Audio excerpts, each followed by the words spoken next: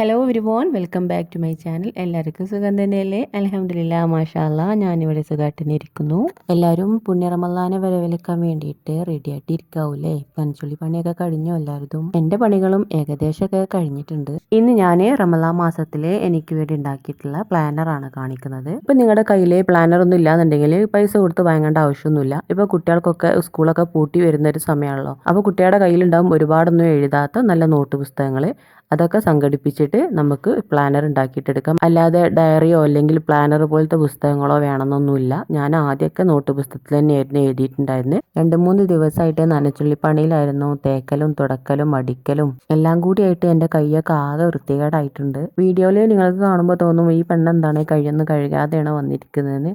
ശരിക്കും പറഞ്ഞാൽ കൈ നല്ലപോലെയൊക്കെ വൃത്തിയാക്കിയിട്ടുണ്ട്. കൈയൊന്നും കഴുകാതെയാണ് വന്നിരുന്നതെന്ന് ആരും കരുതല്ലേ. എന്നും വീഡിയോ ഇടണമെന്നൊക്കെ വിചാരിക്കും, പക്ഷെ എന്നെക്കൊണ്ട് പറ്റുന്നില്ല കേട്ടോ. ഒന്നാമത്തത് വീട്ടിൽ വൈഫൈ ഒന്നുമില്ല. മൊബൈൽ നെറ്റ് റീചാർജ് ചെയ്തിട്ടാണ് ഞാൻ വീഡിയോ ഒക്കെ അപ്ലോഡ് ചെയ്യുന്നത്. പിന്നെ എന്നുണ്ടെങ്കിൽ ഇപ്പോൾ ഒരുപാട് പണികളൊക്കെ ഉള്ള സമയമല്ല. റമളാനിലെ ഒരുക്കങ്ങളും റമളാനിലെ ക്ലീനിങ്ങും പിന്നെ മോനുള്ളതുകൊണ്ട് മോനെ നല്ലപോലെ ഹെൽപ്പ് ചെയ്യുന്നുണ്ട് കേട്ടോ. അതുകൊണ്ടാണ് ഇടയ്ക്കെങ്കിലും വീഡിയോ ഇടാൻ പറ്റുന്നത്. അപ്പോൾ പ്ലാനറിൻ്റെ ഫസ്റ്റ് പേജിൽ റമളാൻ മുബാറക്ക് എന്ന് എഴുതി കൊടുത്തിട്ടുണ്ട്. പിന്നെ ഒരു ഹാഫ് മൂൺ വരച്ചിട്ട് കുറച്ച് ഡെക്കറേഷനൊക്കെ ചെയ്ത് കൊടുത്തിട്ടുണ്ട് കേട്ടോ. ഇനിയിപ്പോൾ ഇത് കളർ ചെയ്തെടുക്കുമ്പോൾ കുറച്ചും കൂടെ ഭംഗി ഉണ്ടാവും എന്നാണ് ഞാൻ വിചാരിക്കുന്നത്. എങ്ങനെയുണ്ട്? നന്നായിട്ടുണ്ട് എഴുതിയത്. ഞാൻ ഒരുപാട് പ്രാവശ്യം ശ്രമിച്ചിട്ടാണ് ഇത്രയെങ്കിലും ഒന്ന് വൃത്തിയായി കിട്ടിയത്. നമുക്ക് ഈ കാലിഗ്രാഫി ഒന്നും അറിയാത്തതുകൊണ്ട് എത്ര ആയിട്ടോ എഴുതാനായിട്ട് പറ്റുന്നില്ല. റമളാൻ മുബാറക്കിന് എഴുതാൻ വേണ്ടിയിട്ട് കുറേ ടൈം ഉണ്ടായിട്ടോ. എഴുതാൻ വായിക്കുക എത്ര ആയിട്ടും നന്നാവുന്നില്ല കേട്ടോ. പിന്നെ ലാസ്റ്റ് ഞാൻ വിചാരിച്ചു ഇത് മതിയെന്ന്. വലുതായിട്ട് നന്നായിട്ടൊന്നുമില്ല, എന്നാലും ഒപ്പിക്കാം. പിന്നെ എഴുത്തിന്മേലും വരക്കുന്നതിന്മേലൊന്നും അല്ലല്ലോ നമ്മൾ പ്ലാനർ ഉണ്ടാക്കുന്നത്. നമ്മളെ മെയിൻ ഗോൾ എന്ന് പറഞ്ഞാൽ ഇതിൽ എഴുതി വെച്ചിട്ടുള്ള കാര്യങ്ങൾ നമ്മൾ ജീവിതത്തിൽ പ്രാവർത്തികമാക്കാൻ വേണ്ടിയിട്ടാണ്. അപ്പോൾ എഴുത്തിനും ചിത്രം വരക്കൊക്കെ കുറച്ച് ഭംഗി കുറഞ്ഞാലും കുഴപ്പമൊന്നുമില്ല. കഴിഞ്ഞു പോയ റമളാൻ മാസത്തിലൊന്നും വലുതായിട്ടൊന്നും ഇബാദത്ത് ചെയ്തിട്ടില്ല. അപ്പോൾ ഈ പ്രാവശ്യത്തെ റമളാൻ മാസത്തിൽ കുറച്ച് കൂടുതൽ ഇബാദത്ത് ചെയ്യണമെന്ന് കരുതിയിട്ടുണ്ട്. അതുപോലെ മൊബൈലിൽ നോക്കുന്നതൊക്കെ വളരെ കുറക്കണം എന്നും കരുതുന്നുണ്ട്. എപ്പോഴാണ് നമ്മളെ ആയുസ് തീരാന്ന് പറയാൻ പറ്റൂലല്ലോ. അടുത്ത റമളാനിന് ജീവിച്ചിരിക്കുമെന്ന് ഒരു ഉറപ്പുമില്ല. അതുകൊണ്ട് മാക്സിമം എല്ലാവരും ഈ വർഷത്തെ റമളാൻ മാസത്തിൽ കൂടുതൽ ഇബാദത്ത് എടുക്കാനായിട്ട് നോക്കുക. റമളാൻ മുബാറക്കിന് എഴുതിയ പേജിന്റെ നേരെ ഓപ്പോസിറ്റ് പേജിൽ ഞാനൊരു ദുആ എഴുതുന്നുണ്ട്. ഞാൻ ഈയിടെയായിട്ട് വി മുസ്ലിം എന്നൊരു ആപ്പ് ഉപയോഗിക്കുന്നുണ്ട്. അതിലൊരുപാട് കാര്യങ്ങളുണ്ട്. അതുപോലെ തന്നെ ദുആകളും ദിക്റുകളൊക്കെ ഉണ്ട് കേട്ടോ. അപ്പോൾ ഞാൻ ഇങ്ങനെ അത് നോക്കുന്ന സമയത്ത് എൻ്റെ കണ്ണിലെടുക്കിയതാണ് ഈ ഒരു ദുആ. അർത്ഥം മലയാളത്തിലൊന്നുമില്ല, ഇംഗ്ലീഷിലാണുള്ളത്. എൻ്റെ ഒരു മുറി ഇംഗ്ലീഷിൽ ഞാനതിൻ്റെ അർത്ഥങ്ങൾ വായിച്ചു നോക്കിയപ്പോൾ എൻ്റെ ഇപ്പോഴത്തെ ജീവിത സാഹചര്യത്തിൽ ചൊല്ലാൻ പറ്റിയ നല്ലൊരു ദുആ ആയിട്ടാണ് എനിക്ക് തോന്നിയത്.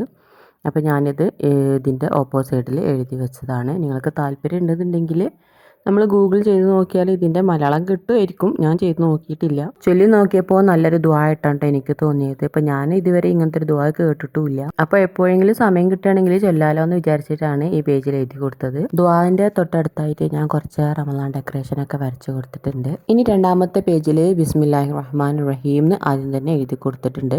അതിനുശേഷം റമദാൻ കലണ്ടറാണ് കേട്ടോ എഴുതി കൊടുക്കുന്നത്.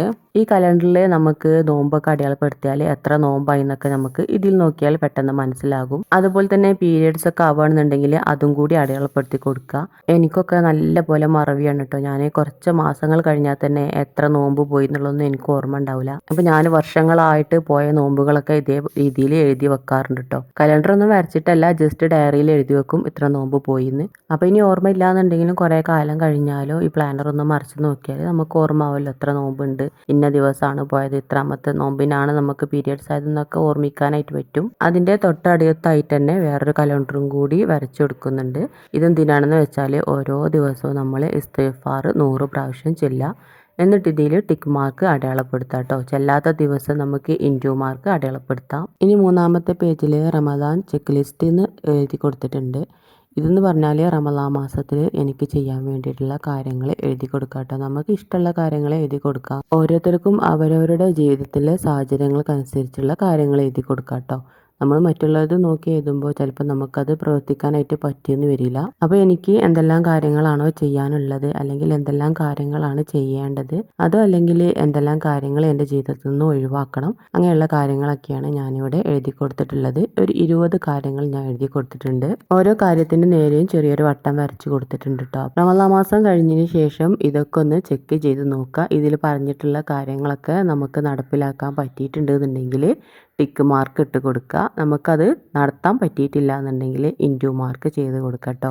എന്നിട്ട് അടുത്ത മാസം മുതൽ നമ്മൾ നന്നാവാനായിട്ട് ശ്രമിക്കുക. ഇതിൽ പറയുന്ന കാര്യങ്ങൾ 1-2 ദിവസം വിട്ടു പോയാലൊന്നും നമുക്ക് ടിക്ക് മാർക്ക് ഇട്ട് കൊടുക്കാനായിട്ട് പറ്റൂല കേട്ടോ. എല്ലാ ദിവസവും നമ്മൾ മുടങ്ങാതെ ചെയ്തിട്ടുണ്ടെങ്കിൽ മാത്രമാണ് ടിക്ക് മാർക്ക് ഇട്ട് കൊടുക്കാൻ പാടുള്ളൂ. ഒന്നാമതായിട്ട് ഞാൻ കൊടുത്തിട്ടുള്ളത് നമ്മൾ രാവിലെ തന്നെ എഴുന്നേൽക്കുമ്പോൾ അൽഹംദുലില്ലാഹി അഹ്യാന ബഅദ മാമാതന വലൈഹിൻ നുശൂർ അത് പറഞ്ഞിട്ടാണ് നമ്മൾ എഴുന്നേൽക്കാറുള്ളത്. പടച്ചോനെ സ്തുതിച്ചുകൊണ്ട്. ഇതുവരേക്കും ഞാനത് ചെല്ലാൻ ശ്രമിക്കാറുണ്ട്, പക്ഷേ ഇടയ്ക്കൊക്കെ മറന്നു പോവാറുണ്ട് കേട്ടോ. രണ്ടാമത്തത് എല്ലാ ദിവസവും തഹജ്ജുദ് നിസ്കരിക്കുക.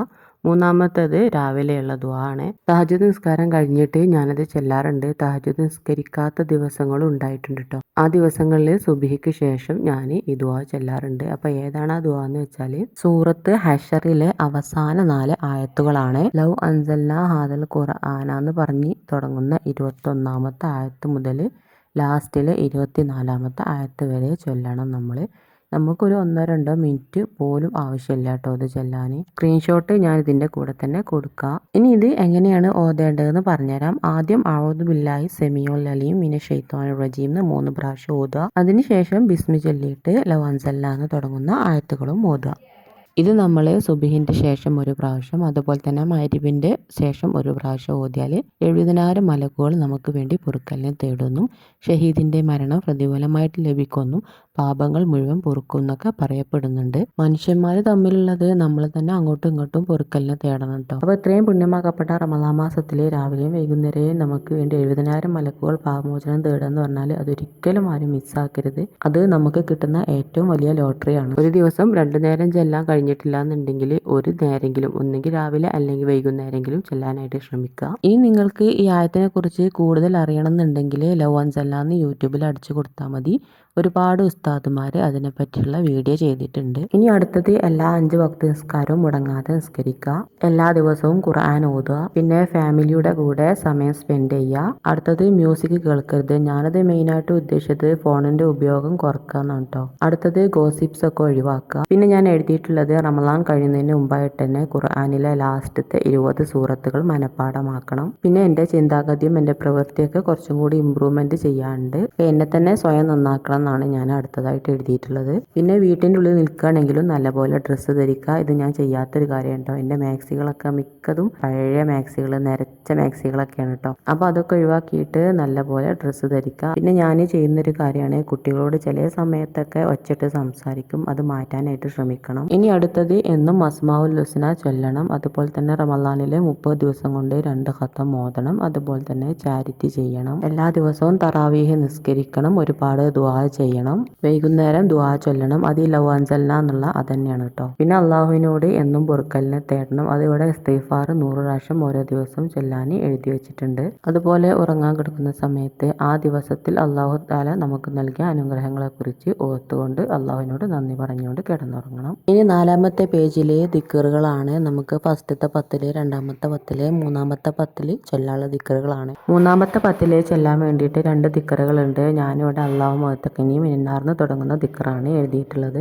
പിന്നെ അതിന്റെ കൂടെ തന്നെ റമളാൻ 30 ദിവസം ചൊല്ലേണ്ട ദിക്റും കൂടി എഴുതി കൊടുത്തിട്ടുണ്ട്. ഇനി 5ാമത്തെ പേജിലെ നമാസ് ട്രാക്കറാണ് എഴുതി കൊടുത്തിട്ടുള്ളത്. 5 വഖത്ത് ഫർള് നിസ്കാരത്തിന്റെ കൂടെ സുന്നത്ത് നിസ്കാരങ്ങളായ തറാവീഹും തഹജ്ജുദും കൂടി ഞാൻ എഴുതി കൊടുത്തിട്ടുണ്ട്. ഓരോന്നിനും ഓരോ കളർ വീതം കൊടുത്തിട്ടുണ്ട്. ഓരോ കള്ളിയിലും കളർ കൊടുക്കുക എന്നുണ്ടെങ്കിൽ ഒരു മാസം പൂർത്തിയാക്കുന്ന സമയത്ത് നല്ല രസമുള്ള റെയിൻബോ കളർ ആയിട്ട് വരും കേട്ടോ. ഓരോ നിസ്കാരത്തിന്റെ നേരെയും 30 കള്ളികളുണ്ട്. ഓരോ കള്ളിയിലും നമ്മൾ കംപ്ലീറ്റ് ആക്കിയാൽ ടിക്ക് മാർക്ക് ഇട്ട് കൊടുക്കുക. കള ആയിട്ടുണ്ടെന്നുണ്ടെങ്കിൽ സ്ലാഷ് ഇട്ട് കൊടുക്കുക. ഇനി കള ആയ നിസ്കാരം നമ്മൾ കള വീട്ടിയിട്ടുണ്ടെന്നുണ്ടെങ്കിലും ആ സ്ലാഷിന്റെ മീതെ കൂടെ ടിക്ക് മാർക്ക് ഇട്ട് കൊടുക്കുക. കള വീട്ടിയിട്ടില്ല എന്നുണ്ടെങ്കിൽ കറുത്തൊരു വട്ടപ്പുള്ളി ഇട്ട് കൊടുക്കുക. ഇനി പീരിയഡ്സ് ആണെന്നുണ്ടെങ്കിൽ വെള്ളത്തുള്ളി വരച്ച് കൊടുക്കുക. എന്നിട്ട് അതിൻ്റെ ഉള്ളിൽ റെഡ് കളറ് ആക്കി കൊടുക്കുക. 6ാമത്തെ പേജിൽ ഡയലി ഖുർആനാണ്. നമ്മൾ എന്നും പതിവാക്കി ഓതേണ്ട സൂറത്തുകളാണ്. ഇതുവരേക്കും എന്നെ കൊണ്ട് അങ്ങനെ എല്ലാ ദിവസവും തുടർച്ചയായിട്ട് സൂറത്തുകൾ ഓതാനായിട്ട് പറ്റിയിട്ടില്ല. ഇനി ഓതണമെന്നുണ്ടെങ്കിൽ തന്നെ എല്ലാ സൂറത്തും ഒരുമിച്ച് ഒരു സമയത്ത് ഓതണം ചെയ്യാറ്. പണ്ടത്തെ പോലെയല്ല ഈ പ്രാവശ്യത്തെ റമളാൻ മാസത്തിൽ കൂടുതൽ ഇബാദത്ത് ചെയ്യണമെന്നുണ്ട്. അതുകൊണ്ട് തന്നെ ഓരോ ഫർള് നിസ്കാരത്തിന്റെ ശേഷവും ഖത്തം തീർക്കാൻ വേണ്ടിയിട്ട് ഇത്ര പേജ് വീതം ഓതണമെന്ന് തീരുമാനിച്ച് വെച്ചിട്ടുണ്ട് ഞാൻ. ഇനി പഴയ പോലെ ചെയ്യാതെ ഓരോ ഫർള് നിസ്കാരത്തിന്റെ ശേഷം അതാത് സൂറത്ത് ഓതിയിട്ട് വേണം ഖത്തം തീർക്കാൻ വേണ്ടിയിട്ടുള്ള പേജുകളൊക്കെ ഓതാൻ. ഇനി ഓരോ ഫർള് നിസ്കാരത്തിന് ശേഷം സമയം കിട്ടിയിട്ടില്ല എന്നുണ്ടെങ്കിൽ കിട്ടുന്ന സമയത്ത് ഓതിയാലും മതി. ഇനി അതിന്റെ തൊട്ടടിയിലായിട്ട് രാവിലെയും വൈകുന്നേരവും ചെല്ലാനുള്ള ദുആ ആണ്. സുബഹിക്ക് ശേഷം മഗ്‌രിബിൻ്റെ ശേഷം ചെല്ലാമെന്നാണ് ഞാൻ കരുതുന്നത്. അത് ഞാൻ നേരത്തെ റമളാൻ ചെക്ക് ലിസ്റ്റിൽ പറഞ്ഞിട്ടുള്ള ലൗ അൻസലാൻ തുടങ്ങുന്ന ആയത്തുകളാണ് കേട്ടോ. 7ാമത്തെ പേജിലെ ഖുർആനെ ഖത്തം തീർക്കാൻ വേണ്ടിയിട്ടുള്ള ട്രാക്കറാണ്. ഈ പ്രാവശ്യത്തെ റമളാൻ മാസത്തിൽ ഞാൻ 2 ഖത്തം തീർക്കണമെന്ന് കരുതുന്നുണ്ട്. പറ്റുമോന്നറിയില്ല, എന്നാലും ശ്രമിച്ചു നോക്കാം. അങ്ങനെയാണെങ്കിൽ 15 ദിവസം കൊണ്ട് ഒരു ഖത്തം തീർക്കേണ്ടതായിട്ട് വരും. കൃത്യമായിട്ട് നമ്മൾ പ്ലാൻ ചെയ്ത് ഓതുന്നുണ്ടെങ്കിൽ 2 ഖത്തമൊക്കെ ഒരു മാസം കൊണ്ട് തീർക്കാനായിട്ട് പറ്റും. അതിൽ കൂടുതലും പറ്റൂട്ടോ. ഞാനിവിടെ ഓരോ നിസ്കാരത്തിന്റെ നേരെയും 15 കള്ളികൾ വീതം 2 വരികളിലായിട്ട് 30 കള്ളികൾ ഇട്ട് കൊടുത്തിട്ടുണ്ട്. ഇനി ഓരോ ഫർള് നിസ്കാരത്തിന്റെ ശേഷവും നമ്മൾ ഓതാൻ വിചാരിച്ചിട്ടുള്ള പേജുകളുടെ എണ്ണം അവിടെ എഴുതി കൊടുക്കുക. ഉദാഹരണത്തിന് ഓരോ നിസ്കാരത്തിന്റെ ശേഷവും 8 പേജ് വീതമാണ് ഓതുന്നത് എങ്കിൽ ഫസ്റ്റത്തെ കള്ളിയിൽ 1-8 എന്ന് എഴുതി കൊടുക്കുക. രണ്ടാമത്തെ കള്ളിയിൽ 9-16 എന്ന് എഴുതി കൊടുക്കുക. അങ്ങനെ ഓരോ കള്ളിയിലും 8 വീതം കൂട്ടിയിട്ട് എഴുതി കൊടുക്കുക. എന്നിട്ട് തീർച്ചയായിട്ടും അതിനനുസരിച്ച് ചെയ്യുകയാണെന്നുണ്ടെങ്കിൽ നമുക്ക് വിചാരിച്ച ദിവസത്തിനുള്ളിൽ ഖത്തം തീർക്കാനായിട്ട് പറ്റും. ഇനി 15 ദിവസം കൊണ്ട് ഒരു ഖത്തം തീർക്കുന്നതും അപ്പോൾ 30 ദിവസത്തിനുള്ളിൽ 2 ഖത്തം തീർക്കാം. അതുപോലെ തന്നെ സമയമില്ലാത്ത ആൾക്കാരാണെന്നുണ്ടെങ്കിൽ 30 ദിവസം കൊണ്ട് ഒരു ഖത്തം തീർക്കുമ്പോൾ എത്ര വീതം പേജ് ഓതാന്ന് നമുക്കൊന്ന് നോക്കാം. ഓരോ ഫർള് നിസ്കാരത്തിന്റെ ശേഷവും നമ്മൾ 8 പേജ് വീതം ഓതുകയാണെന്നുണ്ടെങ്കിൽ 5 × 8 40 വരും. അപ്പം നമ്മൾ ഒരു ദിവസം 40 പേജ് ഖുർആൻ ഓതും. ഒരു ദിവസം 40 പേജ് ഓതിയാൽ 15 ദിവസങ്ങൾ കൊണ്ട് നമുക്ക് 600 പേജ് ഓതാനായിട്ട് പറ്റും.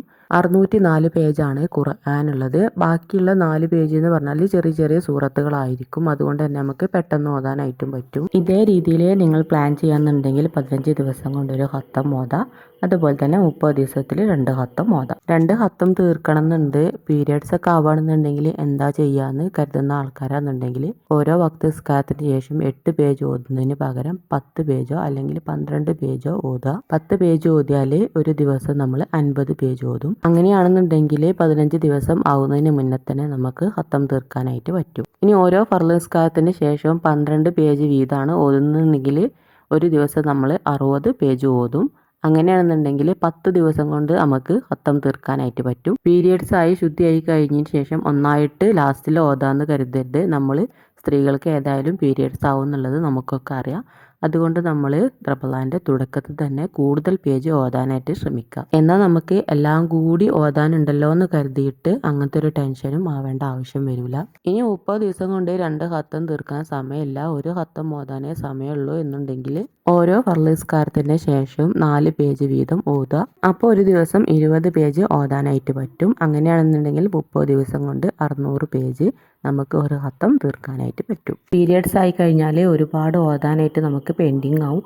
അപ്പോൾ തുടക്കത്തിൽ 4 പേജ് മാത്രം ആക്കാതെ കഴിയുന്നത്ര പേജ് കൂടുതൽ ഓതുക. ഇനി അടുത്ത പേജിൽ അസ്മാഉൽ ഹുസ്ന ട്രാക്കറാണ്. റമളാനിന് എല്ലാ ദിവസവും ഒരു പ്രാവശ്യമെങ്കിലും മുടങ്ങാതെ അസ്മാഉൽ ഹുസ്ന ചെല്ലണമെന്ന് കരുതുന്നുണ്ട്. ഇവിടെ ഞാൻ 30 വട്ടം ഇട്ട് കൊടുത്തിട്ടുണ്ട്. ഓരോ ദിവസവും നമ്മൾ അസ്മാഉൽ ഹുസ്ന കംപ്ലീറ്റ് ആക്കുകയാണെന്നുണ്ടെങ്കിൽ ടിക്ക് മാർക്ക് ഇട്ട് കൊടുക്കുക. ചെല്ലിയിട്ടില്ല എന്നുണ്ടെന്നുണ്ടെങ്കിൽ ഇൻറ്റു മാർക്കും കൂടി ചെയ്ത് കൊടുക്കുക. അസ്മാഉൽ ഹുസ്ന ചെല്ലിയാലുള്ള പ്രതിഫലമൊക്കെ എല്ലാവർക്കും അറിയായിരിക്കും. ഞാനിവിടെ എനിക്ക് ഒരുപാട് ആഗ്രഹങ്ങളുണ്ട്. അതൊക്കെ ഒന്ന് സാധിച്ചു കിട്ടാൻ വേണ്ടിയിട്ടാണ് അസ്മാഉൽ ഹുസ്ന ഉൾപ്പെടുത്തിയിട്ടുള്ളത്. ഇനി അടുത്ത പേജിൽ ഡെയിലി അദ്കാറുകളാണ്. നമ്മളിപ്പോൾ നിസ്കാരം കഴിഞ്ഞാൽ സുബ്ഹാനല്ലാഹ്, അൽഹംദുലില്ലാഹ്, അല്ലാഹു അക്ബർന്ന് 33 പ്രാവശ്യം നമ്മൾ എല്ലാ നിസ്കാരത്തിന്റെ ശേഷം ചൊല്ലണം. ഇനി അങ്ങനെ ചൊല്ലുന്നത് മതി, വേറെ ചൊല്ലണ്ടെന്ന് കരുതുന്ന ആൾക്കാർക്ക് ഇത് എഴുതി കൊടുക്കേണ്ട ആവശ്യമില്ല കേട്ടോ. അപ്പൊ ഞാനിവിടെ ഇത് 4ഉം 25 പ്രാവശ്യം വീതം ചെല്ലാന്ന് കരുതുന്നുണ്ട്. ഇനിയിപ്പോൾ ഇതിന് പ്രത്യേകം തസ്ബീഹ് ഇട്ട് ഇരിക്കേണ്ട ആവശ്യമൊന്നുമില്ല. നമ്മൾ പണികളൊക്കെ ചെയ്യുന്ന സമയത്ത് ചൊല്ലിയാലും മതി. അടിച്ചു വാരുന്ന സമയത്ത്, തുടക്കുന്ന സമയത്ത്,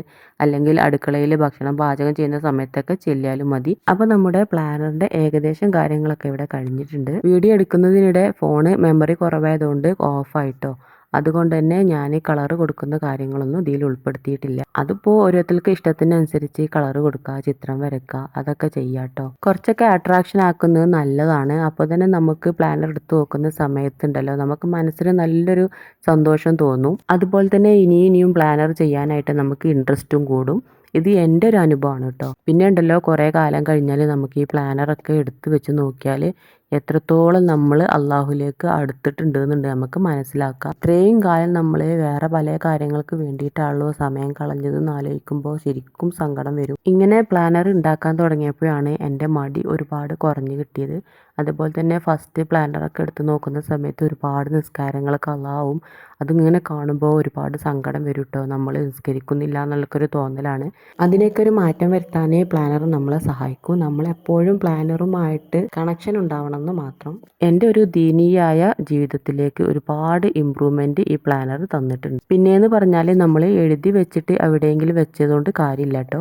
അതുകൊണ്ട് നമ്മൾ ഒരു ദിവസത്തിൽ 2 സമയത്തെങ്കിലും പ്ലാനർ തുറന്നു നോക്കാനായിട്ട് ശ്രദ്ധിക്കുക. അല്ലാന്നുണ്ടെങ്കിൽ ഒരു നേരെങ്കിലും തുറന്നു നോക്കാനായിട്ട് ശ്രമിക്കുക. ഞാനിവിടെ സുബഹിക്കും മഗ്‌രിബിൻ്റെ ശേഷമാണ് ഒരുപാട് കാര്യങ്ങൾ ചെയ്യാൻ വേണ്ടിയിട്ട് ഉൾപ്പെടുത്തിയിട്ടുള്ളത്. അപ്പോൾ ആ കാര്യങ്ങളൊക്കെ ചെയ്ത് കഴിഞ്ഞതിന് ശേഷം ഈ 2 സമയത്തും പ്ലാനർ തുറന്ന് നോക്കിയിട്ട് ടിക്ക് മാർക്ക് ചെയ്യാനുള്ളതൊക്കെ ചെയ്ത് കൊടുക്കാമെന്നാണ് ഞാൻ കരുതുന്നത്.